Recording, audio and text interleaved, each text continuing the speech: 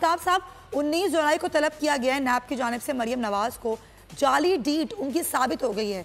कहाँ देख रहे हैं ये मामला जाते हुए? कितनी सजा हो सकती है अगर सजा होगी मरियम नवाज को? इसमें जो दोबारा जरा सवाल कीजिएगा मैडम। 19 जुलाई को नैब ने तलब किया है मरियम साहिबा को, उनकी जो डेट थी जमा कराई थी वो जाली साबित हो गई है। अगर ये ट्रायल में साबित नहीं करने में वो कामयाब होती तो सजा कितनी हो सकती है मरियम साहिबा? देखिए, ये नैब का केस है, नैब के अंदर 14 साल सजा है।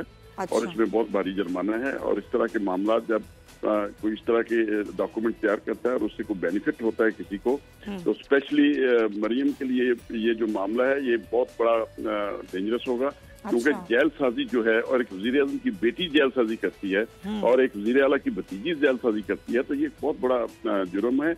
और इसमें सजा जो है, जो जेल साजी है उसमें तो 7 साल है और 14 साल तक सजा है। और जहाँ तक अगर नैब में किया जाता है तो उसमें भारी जुर्माना भी होगा।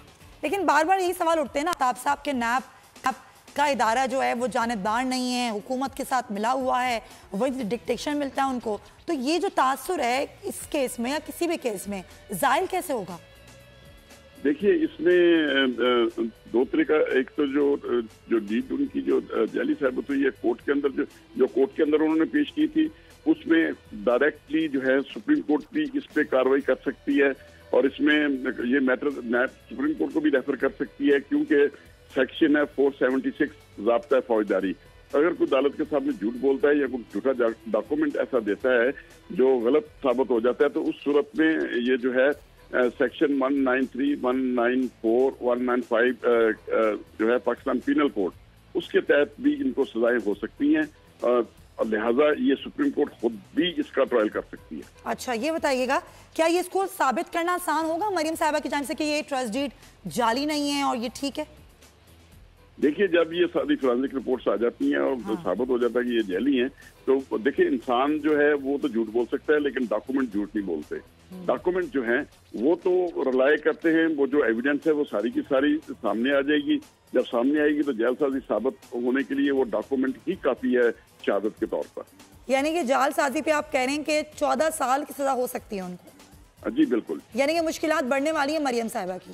जी, आने वाले वक्तों में और भी एक जो है इलेक्ट्रॉनिक क्राइम्स एक्ट 2016 का भी मुकदमा दर्ज होने जा रहा है। जो इन्होंने जाली वीडियो दी है उसका भी एक मुकदमा तैयार हो रहा है जो अनकरीब दर्ज हो जाएगा।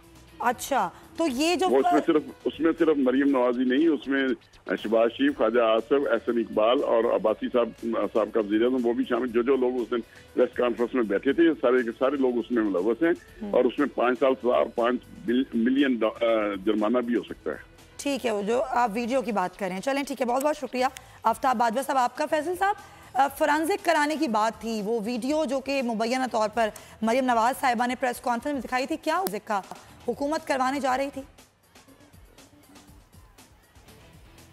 देखें, जिस तरह बाजवा साहब ने बात की कि इन्होंने आपने जब डॉक्यूमेंट्स जो हैं वो कोर्ट्स में, अगर वो जेली डॉक्यूमेंट्स कोर्ट में सबमिट करवाते हैं, ट्रस्ट डीड जो है वो जेली साबित होती है। और डॉक्यूमेंट्स, बिल्कुल सही बात बाजवा साहब ने की कि आप तो झूठ बोल सकते हैं लेकिन जो डॉक्यूमेंट्स हैं वो झूठ नहीं बोलते।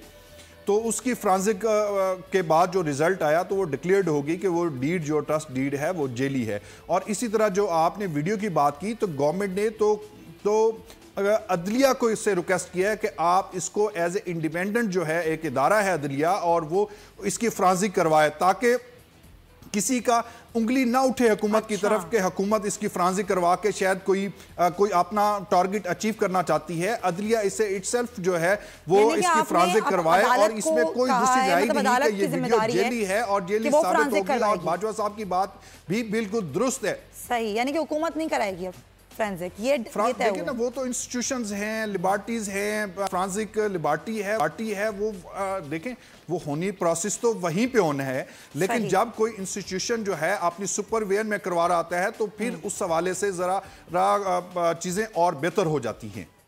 ठीक है, अच्छा वैसे साहब देखें, ये बात जो करी जाती है बार बार, देखें मरियम साहिबा की ज़बान जो है उसमें तलखियाँ बहुत घुल गई हैं। वो तो इल्ज़ामात लगाती हैं मुअज़्ज़ज़ अदालतों पे भी, मुअज़्ज़ज़ जजेस पर भी। अब ऐसी सूरत हाल में जब इस तरह के नोटिस आते हैं, ज़ाहिर है वो तो ट्रस्ट डीड का मामला है, तो और कितने जहर जो है वो मजीद फैलेगा, कितनी उनकी ज़ुबान में मजीद तलखी घुलेगी, कितना ज़्यादा वो उनकी जो ज़ुबान है वो मजीद कड़वी हो जाएगी इस मामले के बाद।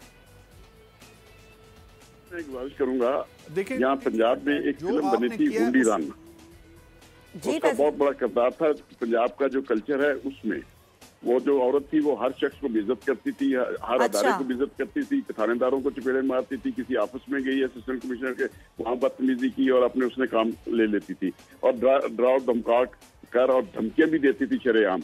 तो मैं चाहता हूँ मरियम नवाज साहिबा वो किरदार ना बने पंजाब का, वो जो एक सियासी एक वज़ीर-ए-आज़म की बेटी बनती हैं और वज़ीर आला एक बड़े उनके जो शहबाज शरीफ साहब हैं मंजे हुए सियासतदान, उनकी भतीजी बने। लिहाजा वो किरदार अदा ना करें जो फिल्म में एक उस औरत ने किरदार अदा किया है। मेरी गुजारिश होगी, इदारों की बहुत सारी इज्जत है, इदारों ही की वजह से आज पाकिस्तान कायम है, वरना इन सियासतदानों ने इन करप्ट सियासतदानों ने जो है इन्होंने ये जो खासतौर से स्पेशली पिछले 10 साल में लोग आए हैं, इन्होंने ये हमारा डेमोक्रेसी का निजाम सारा तबाह बर्बाद कर दिया, अवाम को गरीब से गरीब तर कर दिया लोगों ने। बिल्कुल सही।